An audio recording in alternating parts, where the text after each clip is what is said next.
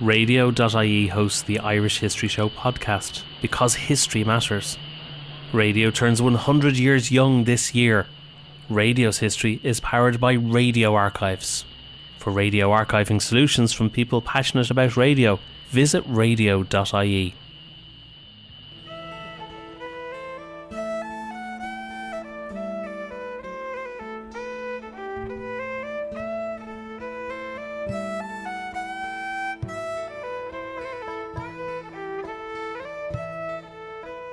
Hello and welcome to the Irish History Show.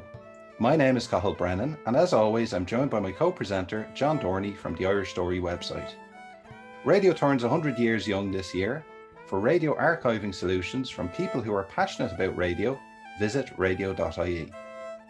You can follow us on Twitter @IrishHistoryPod or on Facebook, facebook.com/The Irish History Show. If you get a chance, please rate and review the show on iTunes, Spotify, or whichever podcast platform you get your podcasts on. It's always great to get feedback from the listeners, and by rating and reviewing the show, it really does help us. On this episode of the show, we are very pleased to be joined by Dr. Brian Hanley. Brian lectures in 20th century Irish history in Trinity College, Dublin, and has written several books, including The IRA 1926-36. He is co-author of The Lost Revolution, and Boiling Volcano, The Impact of the Troubles on the Republic of Ireland, 1968 to 1979. We're also very pleased to have Dr. Laura McAtackney with us today. Laura is an associate professor in the Department of Archaeology and Heritage Studies at Aarhus University in Denmark. In her work, she explores the historical and contemporary archaeologies of institutions and colonialism of post-conflict Northern Ireland. Some of her previous work includes Walling In and Walling Out, An Archaeology of the Troubles, The Dark Heritage of Longkesh, Maze Prison, and KilmainhamJailGraffiti.com, which explores female experiences of imprisonment during the Irish Civil War. You're both very welcome to the show. Now, why do you think the 2020 centenaries are proving so much more contentious than 2016? And I'll go to Laura first, please. I think there's a number of reasons for this, and it's not simply because we're in a more difficult period of commemoration, which of course we are. So I think a lot of people commented in 2016 that although we got through the Easter Rising and the Battle of the Somme relatively unscathed, they were actually relatively simple in comparison to what the War of Independence and Civil War were going to be. So the past is becoming more murky, it's becoming more morally questionable, the actions of different people, and that makes it more difficult to remember. But we're also in a very different contemporary, and I think this is one of the things we often forget when we talk about commemoration, that it's not the same as what happened in the past. What we remember and how we remember it is always connected to the present. And so, of course, 2016 was also the year of Brexit, and as we moved increasingly towards this potentially really difficult Brexit, which has been mishandled at every turn. I think this has really reawakened in a lot of Irish people just how difficult the relationship with Britain still remains in some ways. Whenever the Good Friday Agreement was passed and there was a more open border approach, people were able to have multiple identities and you could be British and Irish or either, and it didn't matter, then that was fine. But we've now reached a period where those borders have become active again. And that has an impact on how we remember the creation of those borders to start with. So this has made it doubly more difficult. It's not just what happened in the past, but also how we're moving through the present. Yeah, I think Laura's absolutely correct. I got the sense this year that a lot of people had sleptwalked into 2020 in terms of the commemorations and the centenaries. There'd been a feeling among academics, at least, and some commentators that everything had gone really well, that they'd got over 2016. And I think there's a political view that, 2016 was going to be very difficult. And there were a lot of people who'd said to me, oh, we're entering dangerous territory now. And their belief really was, and it's quite a crude belief in some ways, that if you commemorate the Easter Rising, it necessarily is going to reinvigorate republicanism. And they believe that because you still have a lot of people who think, particularly, again, certain commentators and so on, that 1966, the 50th anniversary in the Republic, played some role in kicking off the conflict in the north 3 years later. Now, the fact was the big celebrations were in the south. They weren't in the north. The commemorations in the north were completely different. But nevertheless, people think there is this organic link between the two.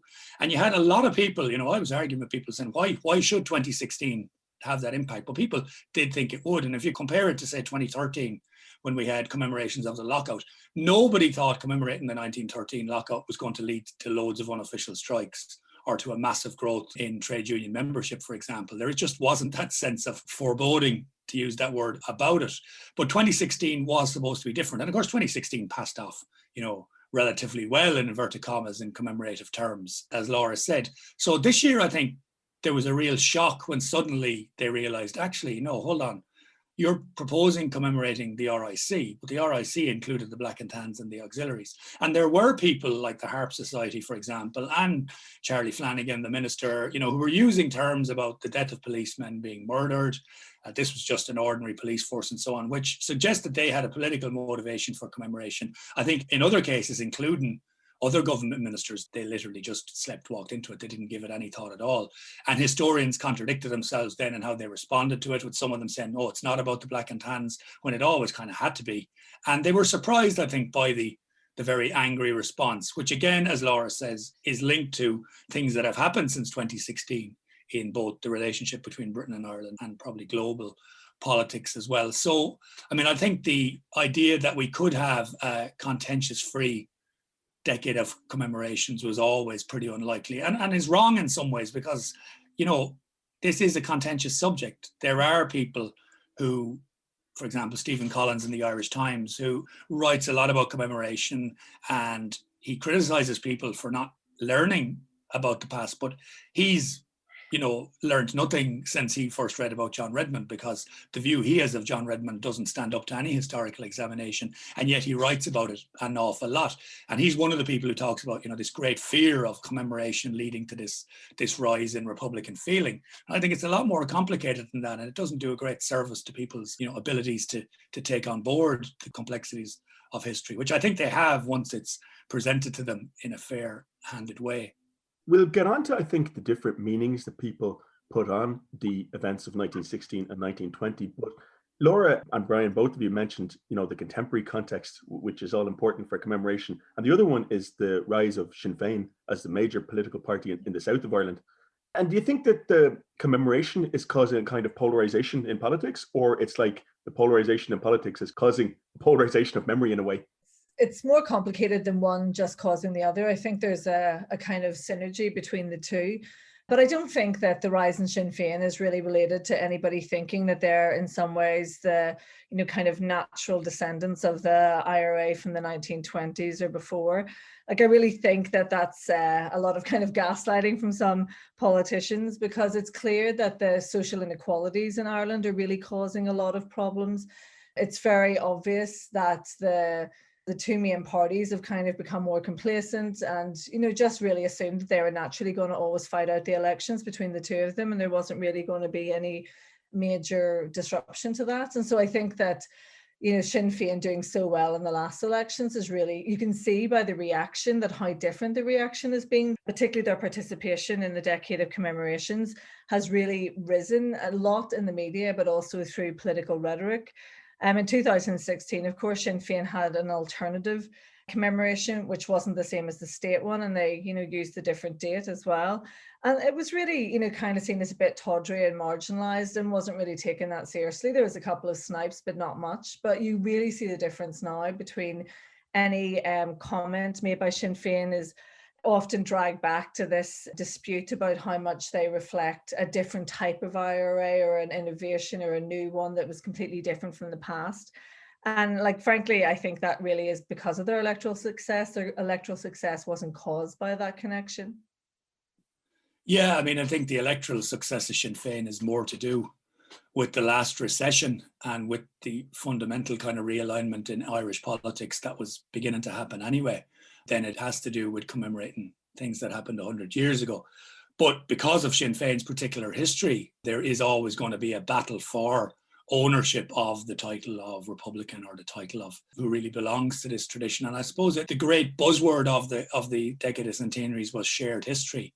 And I wonder how many newspaper articles they've been in Britain this week about the burning of Cork. I mean, the whole point is that a lot of the government official commemorations in Ireland have emphasised this shared history and involvement in the First World War and so on. And they've done it without any mention really of imperialism or of power or of why Irish men and Irish women were taking part in this global conflict. Ironically, really only Michael D. Higgins in some of his speeches has talked about imperial triumphalism and about imperialism and so on.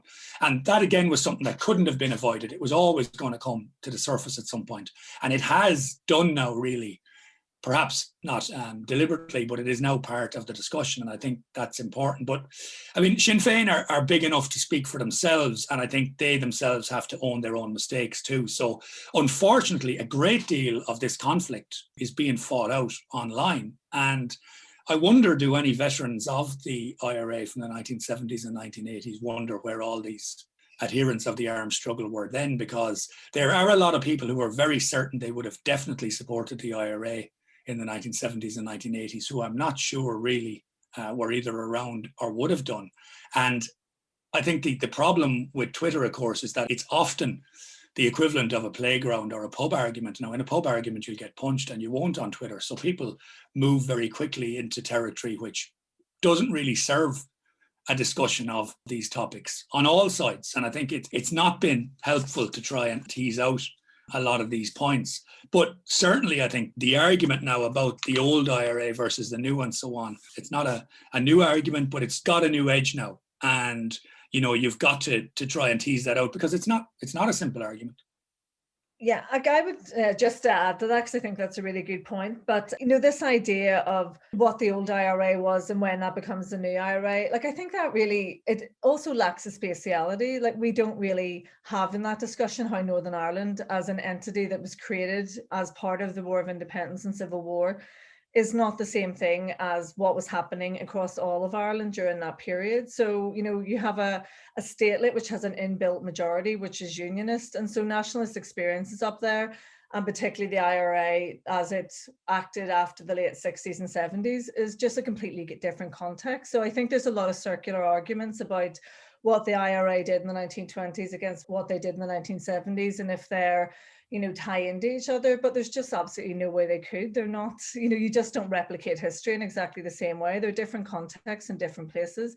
And so I think a lot of the arguments have become quite circular, but also just bad history. You just can't compare things like that, which are completely different. One comment I'd have on that is people are always comparing, say, what happened in Belfast or Tyrone or Armagh in the 70s with what happened in Cork in the 20s. But what the Northern conflict in the late 20th century most resembled was a Northern conflict in the 20s. You know, it was different then as well. The demographics are different, I would say, no?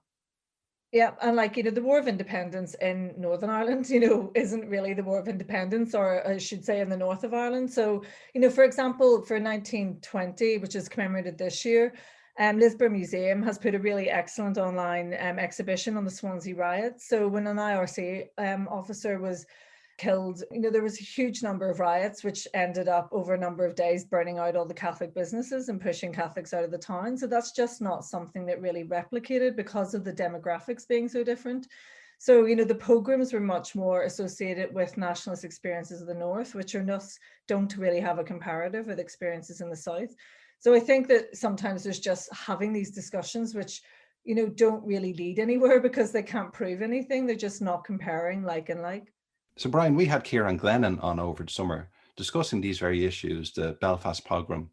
I remember when I was doing history in secondary school, my idea of history, the way it was taught, was that the War of Independence and the Civil War were 26 county affairs, even though during the War of Independence, you didn't have partition at that stage. What are your feelings on that?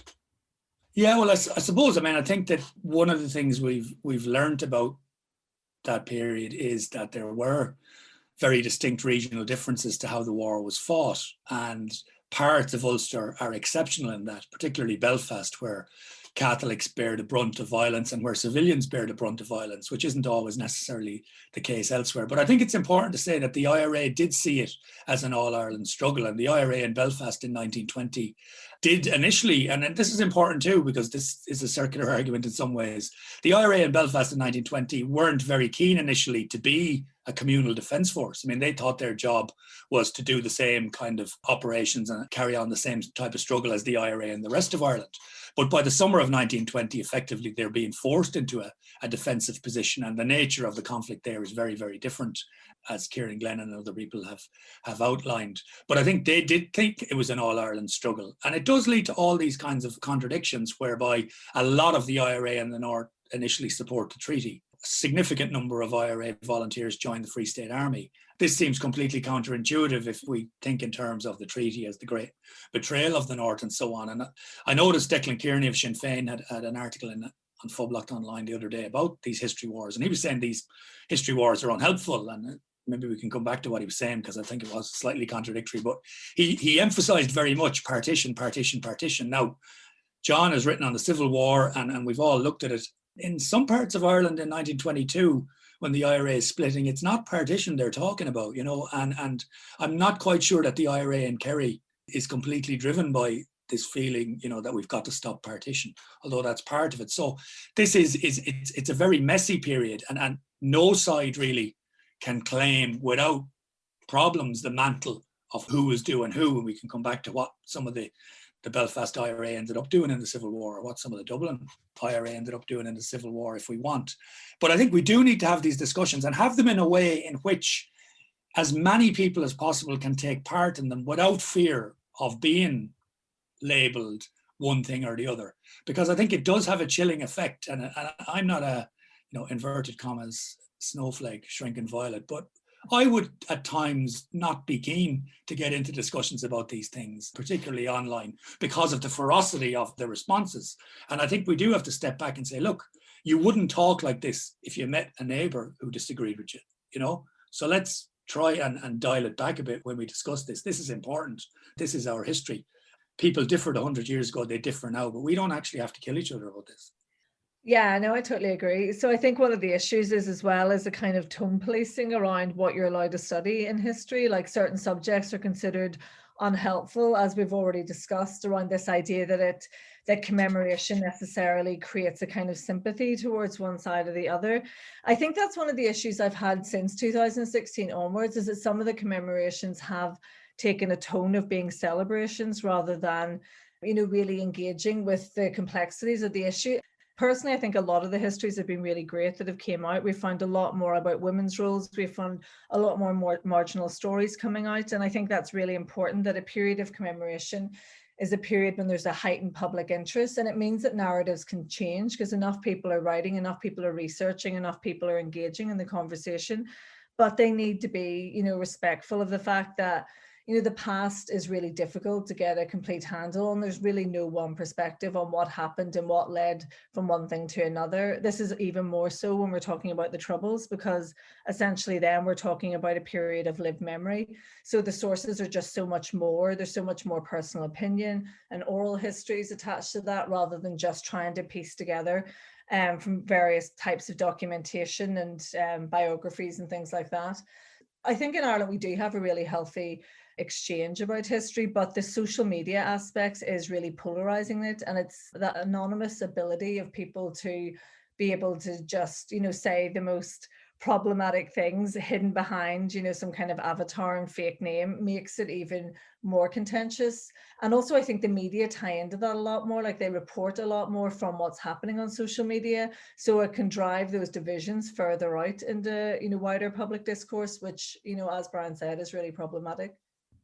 I mean, some of it is driven by relative powerlessness, and I'm not excusing it in that, you know, Stephen Collins has a weekly column in the Irish Times to annoy me, and I don't have one to reply. Government ministers have a media platform where they can say things every day and be on RTE, and most people don't. So I think some of it is people get angry and they post things, but it does very quickly become very nasty, and I think doesn't serve a greater understanding. At the same time, I think that there's no doubt that this isn't just a question of, inverted commas, shinnerbots.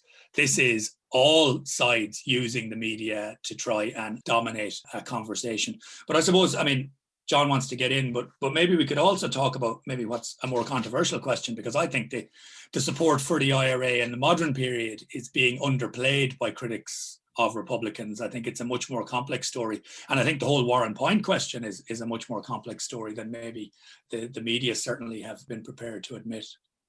First, I've kind of got a comment. This annoying thing people do where they do a comment instead of a question. But no, my first comment is, though, I think that there's an element of kind of a fantasy world around social media, like where, this appearance of great polarization and anger. But like, if people calm down a little bit, I mean, they might remember that Sinn Féin, for example, has totally forsworn political violence and is absolutely critical of anyone who uses political violence today.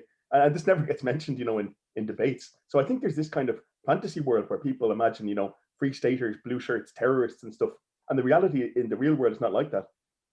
Well, the reality in the real world, of course, is that ordinary people, if that's not a patronizing term, are capable of holding all kinds of contradictory ideas and of changing their minds. And actually, during the 1970s and 1980s, people did change their minds about the arms struggle and about matters related to the conflict in the North an awful lot, because things happen that force you to change your mind or that affect you personally. And an argument about that 30, 40 years on often ignores all these contexts. And context is important, John, as you say. I mean, Sinn Féin today do condemn political violence.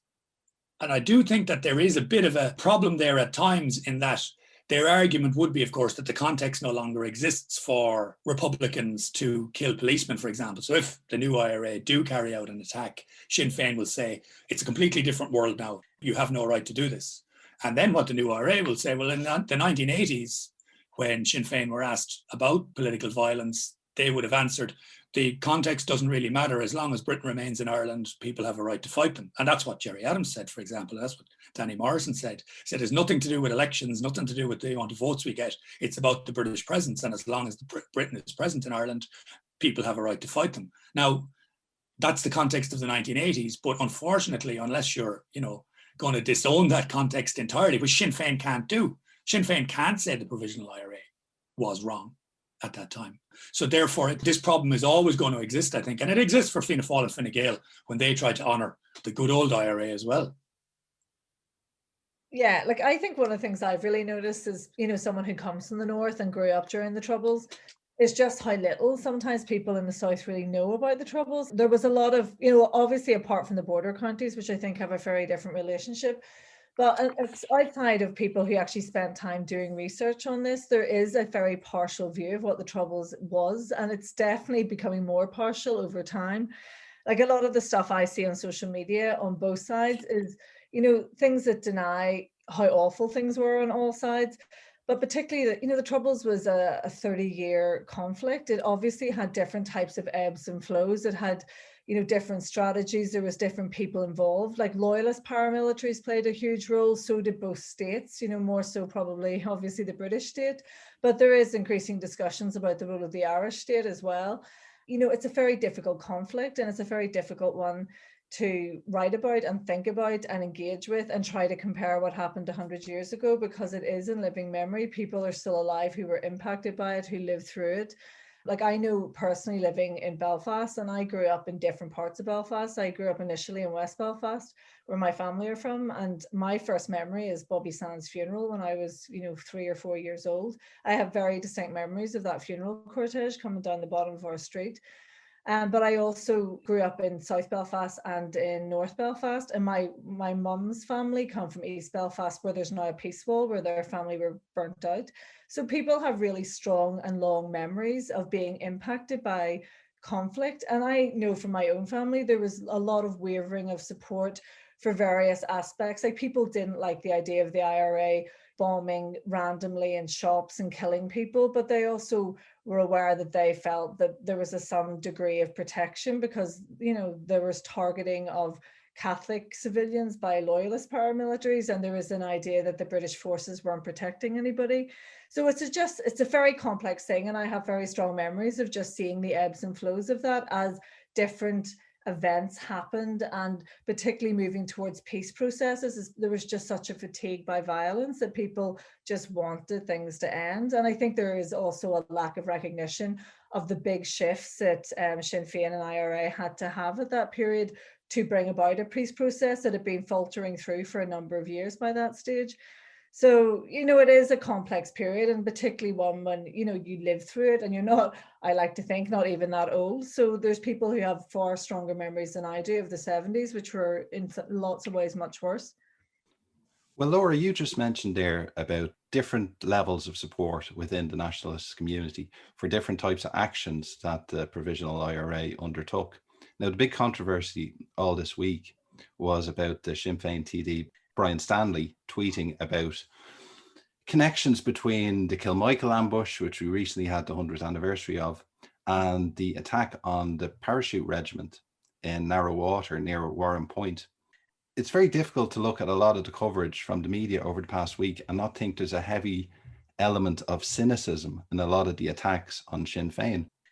So were you surprised that Brian Stanley and Sinn Féin both apologised for an attack on the parachute regiment, bearing in mind the role that they have had in the conflict in the north?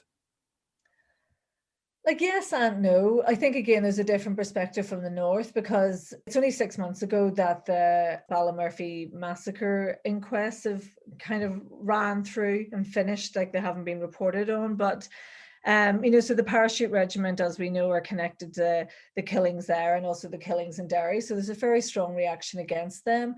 But I think the context in the south is different, where maybe the parachute regiment doesn't have quite the same repelling impact on nationalists as it would with nationalists in the north. And I think, again, the Sinn Féin have always been quite media savvy, and how much they should be apologising and how they apologise for stuff without disavowing, what they did in the past. So I think there was just a lot of pressure, particularly when also I think that Arlene Foster asked for an apology through the Dáil as well. It became a number of angles were being pushed to try and disavow a past, which, as Brian has said, is problematic, because they don't really want to, and they can't really, because they did justify the whole way through the Troubles why they were involved in it. But we're in a period which is almost trying to commemorate multiple things at once, where you're trying to remember what the Troubles were through the context of now, where a party that was connected to conflict over a very long period is trying to make itself look respectable in a way that works with the society in the Republic of Ireland, which is quite different to how they present in the north of Ireland. I was surprised that there was an apology, in the sense that of all the things the Provisional IRA did over 25 years, I wouldn't regard Warren Point as anything like the worst of them. And I'm basing that partly on an admittedly childhood memory, because I was about 11 at the time, and it's the first time I read on Fublocht. My mother had bought it, and it was on the kitchen table, and the headline was "IRA Make Britain Pay." And I think, in terms of the IRA's armed struggle, killing 18 British soldiers, they weren't all paras, but most of them were, was not that unpopular at all, even in Southern Ireland. I mean, the view of people in my family and my wider family would have been that they were the ones who did Bloody Sunday, they're British soldiers. The view of the assassination of Mountbatten and his boating party on the same day would have been completely different. And I think this is one of the ironies, or one of the contradictions, of people's attitude to the IRA's campaign. The killing of Mountbatten, and again, there's a lot of retrospective arguments about Mountbatten, but I'm looking at it at the time, was seen as appalling. The fact that there were 8 people on that boat and all of them could have been killed, and 2 teenagers were killed and an elderly woman, was seen as absolutely disgusting, and a huge proportion, I think, of the population were repelled by it.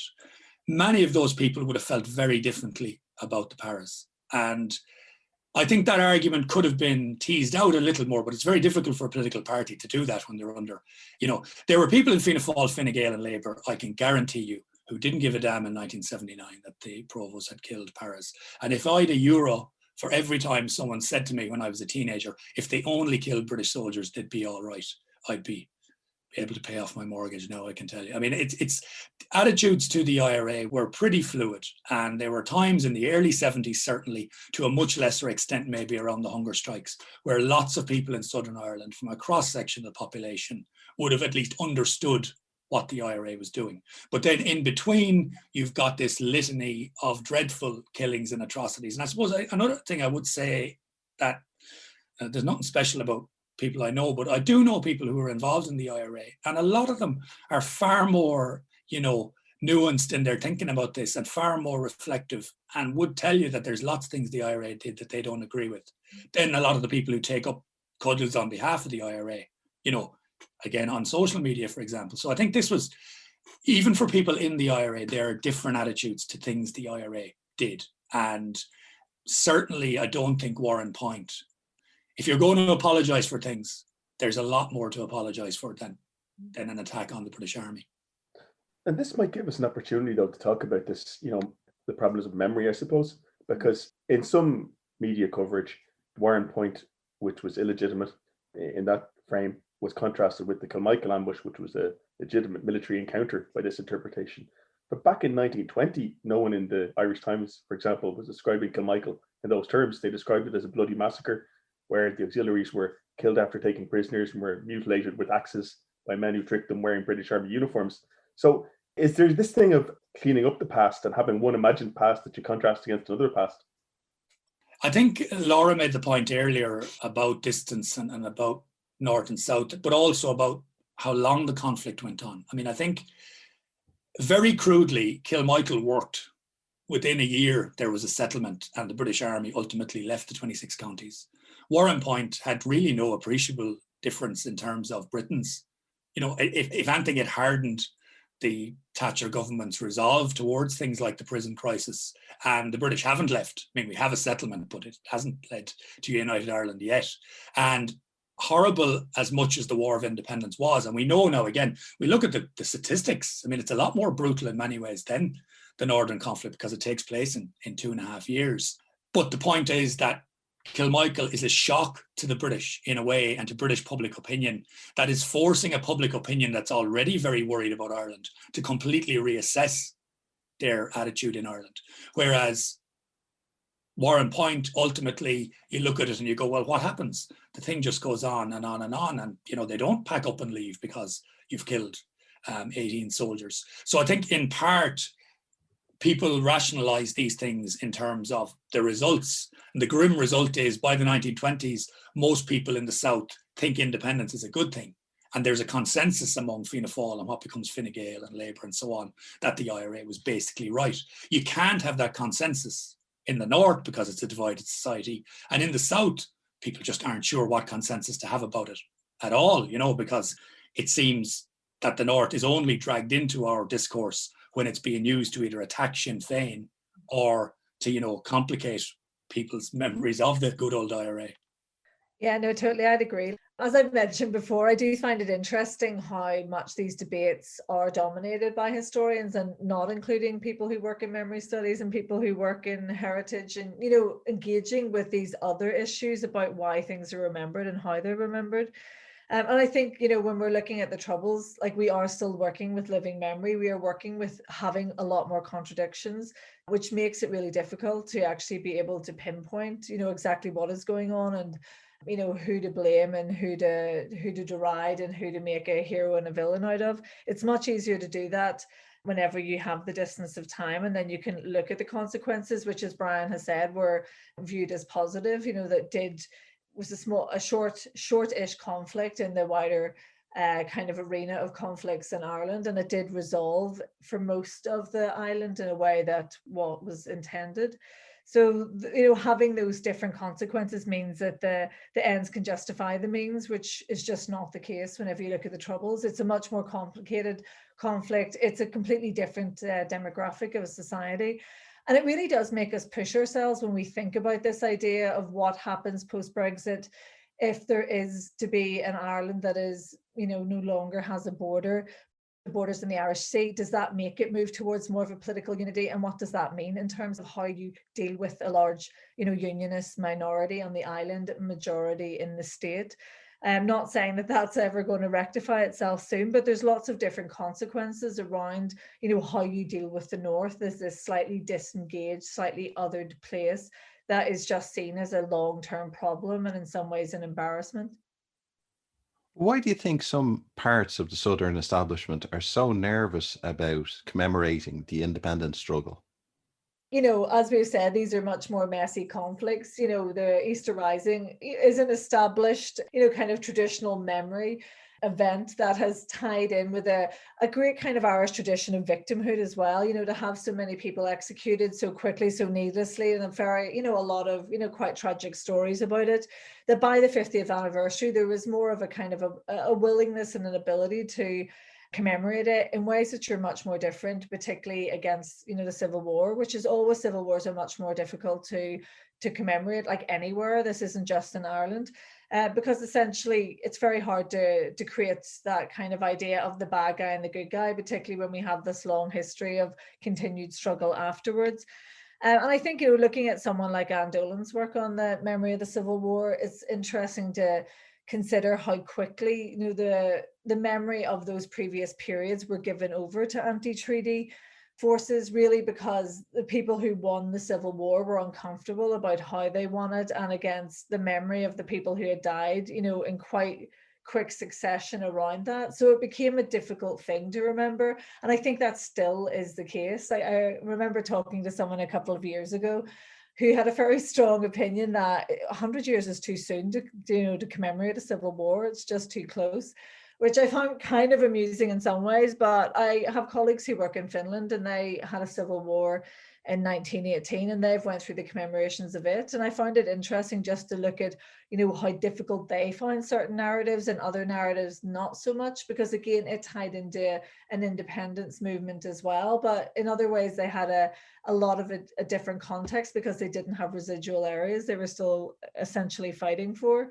So I think that the Civil War is always going to be this kind of difficult thing to get through. But in the current context with Brexit and with electoral success of Sinn Féin, that makes it even more difficult. Yeah, I suppose the simple answer is the North, because until the late 1960s, there really wasn't a problem for the Southern establishment, if we want to call them that, in terms of commemorating the War of Independence. There was a consensus that it was a good thing.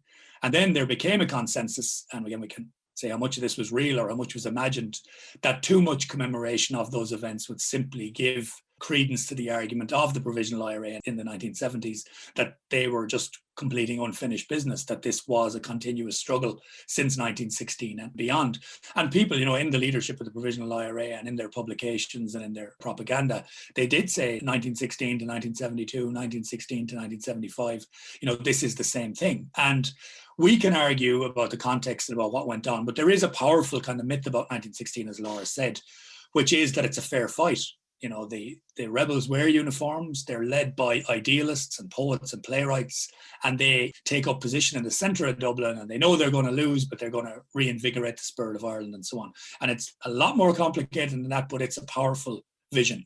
The Provisional IRA's campaign, when you examine it and compare it to the War of Independence, there are a lot of similarities. You know, there's lots of stuff goes on that's very problematic for people. So I think part of the fear of commemoration is that you simply reinvigorate republicanism by talking about these things in the past.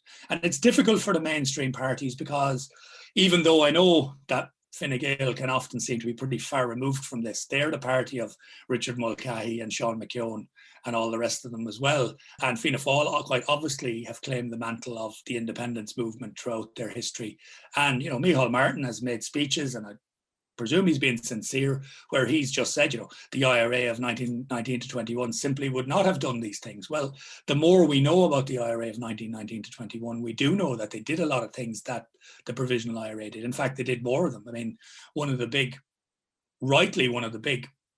arguments that's made against the Provisionals is that they disappeared people, and maybe 16 people were disappeared, not all by the IRA, mostly by the IRA through 25 years of conflict. But the old IRA, we now know, disappeared at least 100 people in a much shorter period of time, more than 60 of them in Cork. So, you know, what's the Cork IRA got to answer for? I mean, this is a real question in terms of how we look at history. And one way to do it is to say it's all wrong. There should never have been an IRA, and we were happy enough under British rule, or John Redmond would have brought about peaceful self-government. I don't believe that. I think that's untrue. But at the same time, you know, I take the view that it is legitimate to examine what the IRA did in 1920 and 1921, and to look at it from a historical point of view and to hold it up. And The counter view, the Republican view, is that, well, if it was all right in 1920, it's all right in 1980. I don't think that holds true either. You've got to look at different contexts and motivations and political choices, or the lack of them as well. And I think we can have that discussion. People aren't fools. They're not just simply led by buzzwords. I think if people can make these arguments and have them with people, I think people have the ability to look at these issues in a more nuanced way.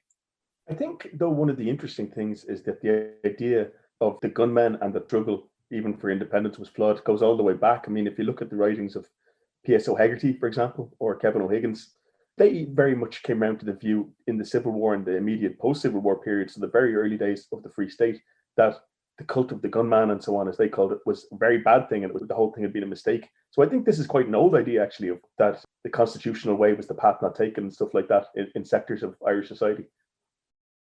Into a wider context, which we sometimes forget, that Ireland, doesn't just exist as an internal entity, but, we're after the First World War. There is, the crumbling of empires and the idea that we're starting to move towards other ways, having degrees of freedom from empire. So I think there can be very quick rejection of violence, particularly whenever, people reach a point when they've reached their limit of violence, really.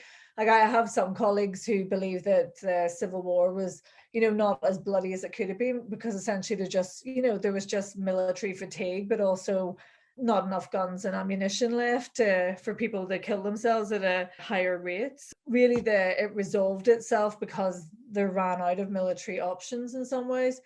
But I think very quickly people start to look back and start to think of other ways they could have got through, which I think hindsight can start quite quickly. It's not something that needs 20 years or 50 years or 100 years. But it is a problem in trying to critique what people have been involved with, and then they start to imagine that they could have done it differently, which, like Brian, I don't really think was the case.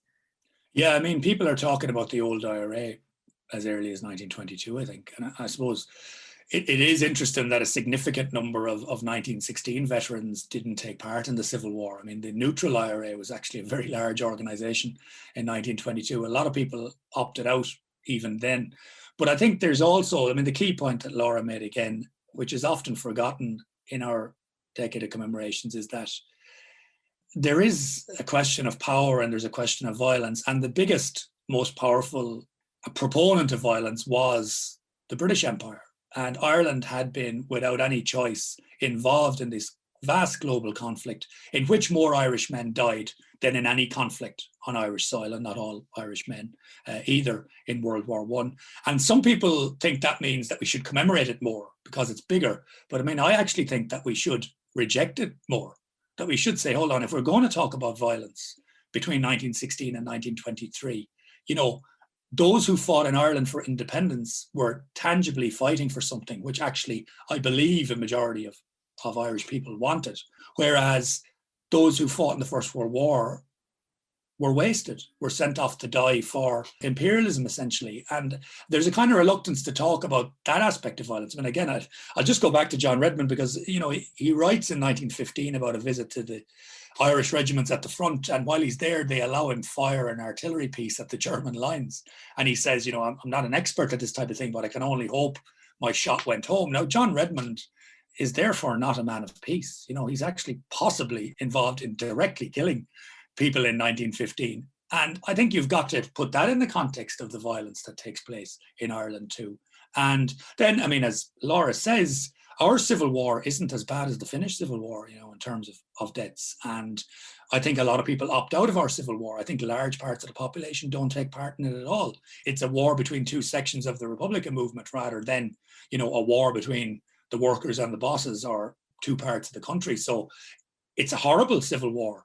But I think, John, you've written probably the best book on the Civil War in recent years, but also you've noted how a lot of the so-called Civil War bitterness, it really dates from the 1930s, from later political conflicts rather than anything that happened in 1923. So I think it's important we put it in global terms. And also then that's important for understanding the North, I think, because I think the War of Independence did have vastly higher levels of popular support. And it also crucially had an international support base in America, among the Irish in Britain, and across the empire and across the world, which is completely unlike anything the Provos ever had.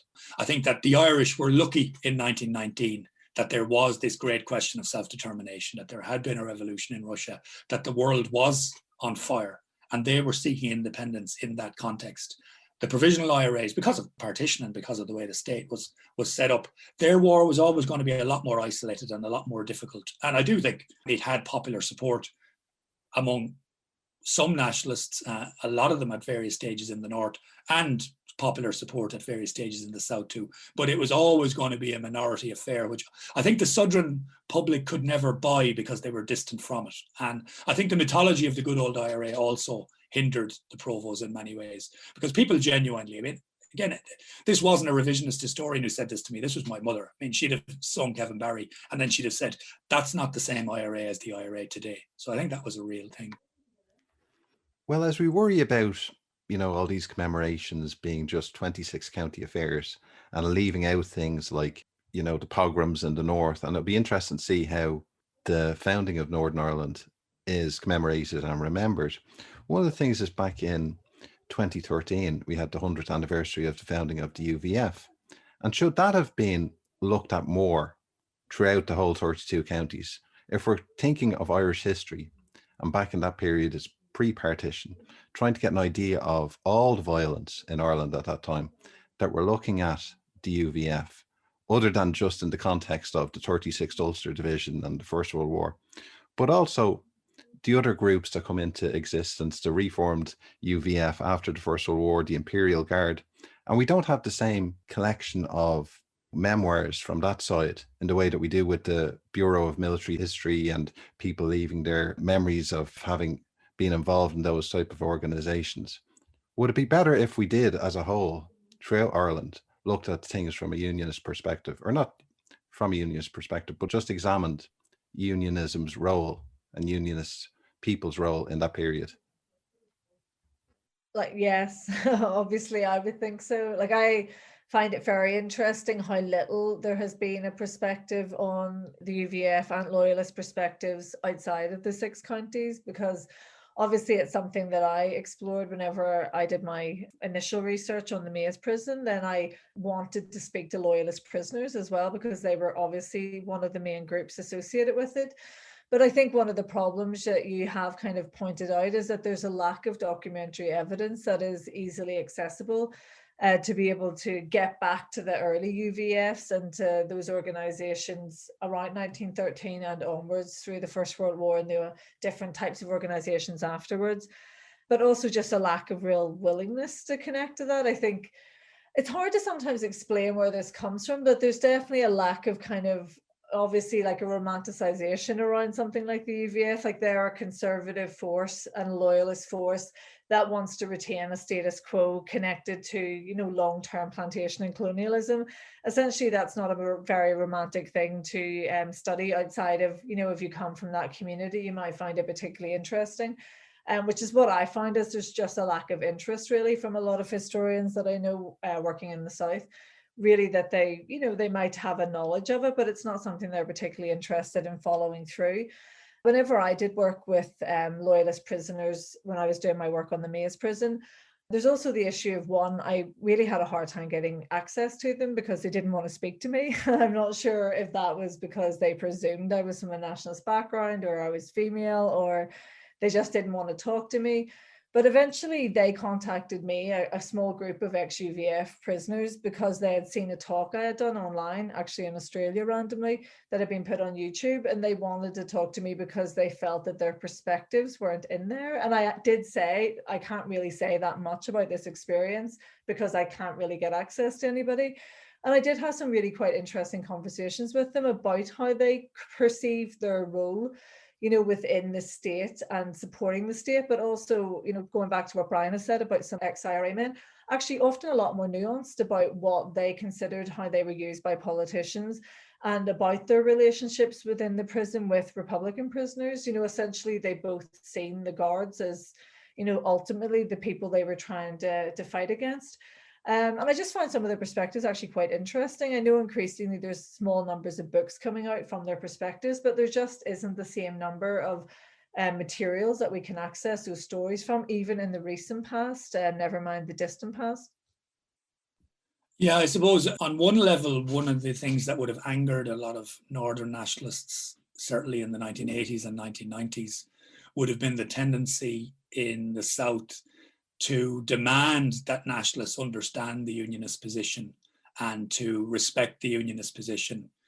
And what seemed to be this huge weight of condemnation of the IRA and very little interest in what the Loyalists were doing, because from the late 80s into the 90s, the Loyalist campaign intensifies. And I think most people would argue it intensifies in part because elements within the British state were colluding with it and allowing it to kill with impunity.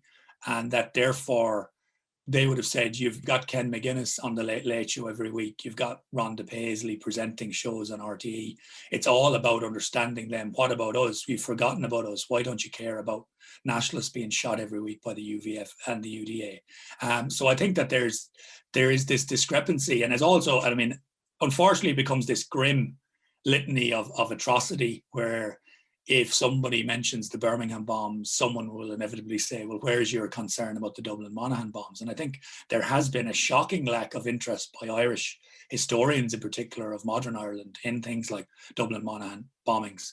But at the same time, I think Laura is absolutely right in that if you are serious about a united Ireland and having discussions about, Ireland, you have to examine what Unionists think, why people cling to this belief that they're British and that this is a crucial part of their identity, and that they saw both in 1920 and 1980 the IRA's campaign aimed at getting rid of them. I mean, that's simply what they thought. And I've done events and done discussions featuring Republican and Loyalist ex-prisoners and so on. And again, I mean, I think a lot of non-participants, if that's the right word, certainly people who weren't involved in Republicanism or Loyalism, feel uncomfortable that often the ex-combatants get on so well, and they often do. I mean, they do have a commonality of experience in prison and so on, and they know each other.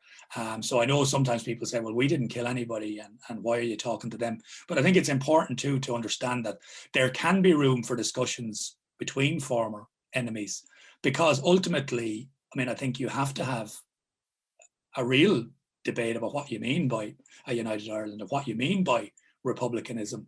And where do these people fit in? I mean, in 1916, Father Michael O'Flanagan, who becomes the vice president of Sinn Féin, said, the British are finally getting tired of trying to force us to love them. Are we going to turn around now and force Antrim and Down to love us? And he said, if the test of a person's nationality is to ask them, and if they say they're British, then we've got to, come to terms with this. I mean, I think during the treaty debates, the private sessions, De Valera talked about giving each county a vote or not, and whether to join a republic. I mean, I think you're not going to be talking about a united Ireland in the sense that people often believed it would come about, and they will be difficult conversations. But at the same time, the Loyalists are going to have to face up to the fact that they didn't kill the IRA. They overwhelmingly killed Catholic civilians. And a great deal of that was motivated by pure sectarianism and by the belief that, you kill enough Catholics and they'll give up like they did, the Loyalists would have thought in 1922, when they successfully secured their state. And guys, we're getting towards the end now, but there's a great quote from the United Irishmen way back in 1795, I think, when they were founded, that was often mentioned at the time of the bicentenary of 1798, which was also the year of the Good Friday Agreement. But the quote was, "Are we forever to walk like beasts of prey over fields which these ancestors stained with blood?" Now, that might be a bit melodramatic, but are we condemned to have these debates interminably about whether 1916 was justified, whether the War of Independence could have been avoided, whose fault the Civil War was, who did what in the Troubles? Are we ever going to get past this? Well, it's difficult to say, because at the minute the context is so ripe for these discussions. Centenaries traditionally are seen as big events, rather, not like 70-year anniversaries or 110-year anniversaries. But also because of the issues around Brexit, because of the discussions around sovereignty, and particularly the identity issues in the north, then these have reactivated a lot of the insecurities on, all sides. And I think that means that these are big discussions because of the contemporary context and because of the type of anniversary that we're working with. But it doesn't mean that in 10 years' time we'll be having these discussions exactly the same again. I always think back to Cormac O'Grada's work on the memory of the famine is kind of instructive in this, in that the centenary of the famine wasn't particularly well commemorated because it was a period when Ireland wasn't particularly doing that well and didn't really want to look back to a period it was doing even worse before. It became a bigger commemoration for the 150th year anniversary because it was a period when Ireland was feeling much more confident. And so often there's a tie-in to why we commemorate things is because we feel able to commemorate them. And I think with the 100th year anniversaries, there was a feeling in 1912 and 1913 that we're, post-conflict Northern Ireland, we've got a kind of stabilization. We're able to have these discussions, but that quickly changed in 2016. And I think that's why these have become more and more contentious, more difficult, again, with the political landscape changing. But that isn't necessarily going to keep going. The Civil War, I'm always aware, can fall off the end rather easily. I did notice quite early on that the Decade of Centenaries, the commemorations, often dropped off in 2022 and didn't go into 23. I don't know if also we'll have commemoration fatigue by that time. I think we already had it by probably 2018. But, it will be interesting to see. There's not an inevitability about how these discussions will go, but at the minute they are quite heightened and they are, highly politicized. And I'm looking with interest to what happens for the next couple of years. Yeah, I suppose to try and answer it in a roundabout way. One, the pandemic and so on has affected the commemorations in a lot of ways. And I wonder if we were able to have big events and meetings and so on in public, would there be as much vitriol? Because it's much easier to be vitriolic when you're at a keyboard and you don't have to talk to someone face to face. And I think that might be an element that stays with us. I don't know. I've liked a lot of the stuff that has happened during the commemorations, and I think it's been very useful. Again, Laura has mentioned the new focus on women, a lot of newer material about local events. I think there's a problem in terms of stuff like Kilmichael. There was a popular struggle going on. There were popular mobilizations, and it's a lot harder to commemorate the munitions strike or the movement against conscription or all these events, the Dáil courts and so on that involved thousands of people than it often is to remember an ambush. And I think then we can get into a kind of view that the War of Independence was led by an elite. And the IRA actually at the time was a mass movement. And I suppose one difference between them and the provisionals in the 1980s was that the provisionals had too many weapons for the members they had, whereas the IRA in 1921 was chronically underarmed. Most IRA volunteers never fired a shot, but they did lots of other things which were part of the story of the revolution that we, I think we should be talking about more at least. And we've kind of talked about class, but probably haven't interrogated it enough. And I think that might be a difference too in how people view the North, because I don't think the IRA between 1919 and 1921 was essentially a working class organization. There were working class people in it. It was a movement that encompassed a broad spectrum of national society. The Provos in the North, at least, were a pretty working class organization. And I think that also accounts for some of the distaste and disdain that you see among some of the Southern establishment for them. Certainly, they're not seen as people you want about the place, partly because they're from the North, partly because they're the wrong class. And I think that's a difference too that we sometimes don't notice, because we assume the IRA 100 years ago must have been kind of just a movement of the poor, which they weren't, I don't think, really. And poor people had very different attitudes to the national struggle back then too, in some instances. But are we condemned? I think there's nothing wrong with having these discussions forever if people learn from them. I think if we're condemned to shouting at each other about them for the next 50 years, we're not going to get very far. And we've also got to take into account that there are large swathes of people who aren't involved in these discussions, who don't see how they're relevant to their day-to-day lives. And if we are going to talk about some kind of, I think the Brexit crisis and so on has produced a new situation where the United Kingdom is going to break up, and we will actually be talking about some kind of Irish unity, and our history is going to have to be part of that discussion. And it means nothing should be off the table. criticize revisionists, certainly, for example, but be clear what you mean by revisionism, and don't use it as an excuse to say, don't read that book. Read the book, find out as much as you can. Yeah, and can I say one last thing about that as well, which I think is kind of important whenever, again, from the social media, observing, it has been really noticeable, this kind of classism, as well as, slightly anti-Northern kind of tinge to some of the comments that have came out, from the media and from politicians. And I think the class issue is really important. But I think also we need to take into account that, Ireland is a more multicultural society, particularly in the south, in the cities, but, also in the north.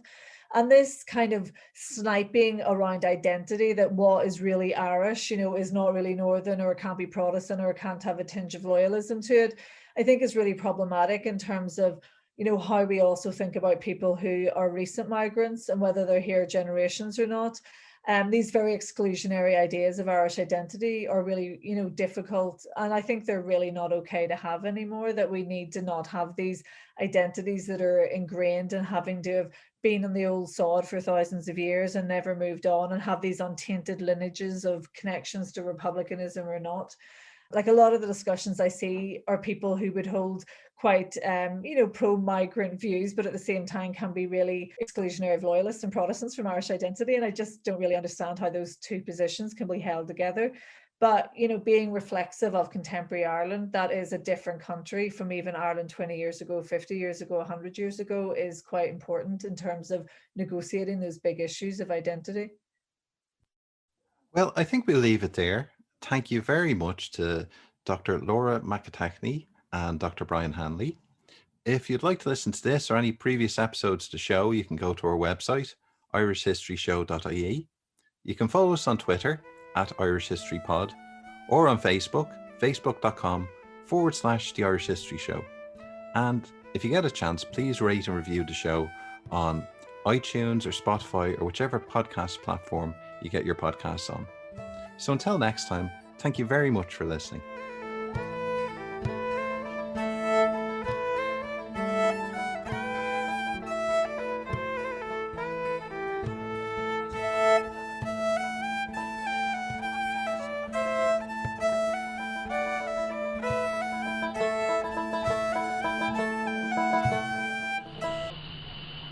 Radio.ie hosts the Irish History Show podcast because history matters. Radio turns 100 years young this year. Radio's history is powered by radio archives. For radio archiving solutions from people passionate about radio, visit radio.ie.